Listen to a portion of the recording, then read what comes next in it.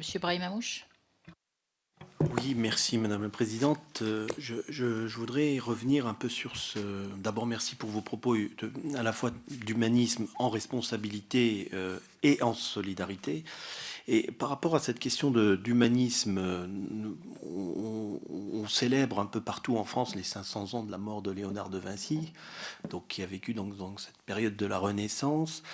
Est-ce que vous diriez que nous sommes actuellement dans une période de renaissance quelque part, sans faire de référence à la dernière campagne européenne, mais en tous les cas, est-ce que avec l'ensemble des données que nous avons aujourd'hui, l'explosion, je dirais, des connaissances, l'information nombreuse et variée qui tous les jours sont dans les médias, qu'on n'a plus le temps de tout lire, tout le temps de plus regarder, les professionnels le savent. Aujourd'hui, un médecin, lorsqu'il valide son mémoire et sa thèse, eh bien, a de grandes difficultés aujourd'hui à très vite à se mettre à la page.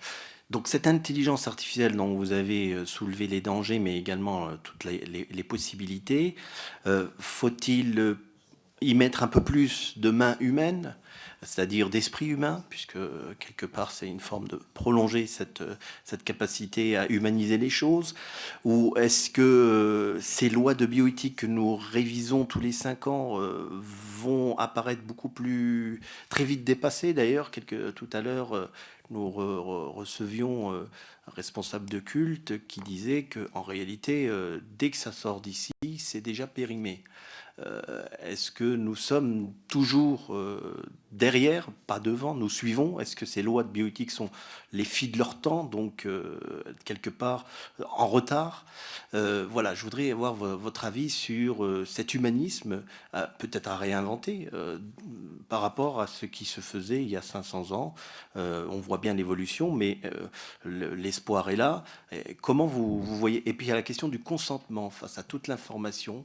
Et peut-être cela m'interpelle, me questionne, puisque nous savons que le consentement doit être, notamment en médecine, basé sur une information claire, loyale, appropriée. C'est l'article 36 du Code de déontologie. Aujourd'hui, avec l'ensemble des informations, comment donner cette information claire, loyale, appropriée, tout en sachant que le consentement sera d'autant plus fragilisé si l'information n'est pas claire, loyale et appropriée. Merci à vous.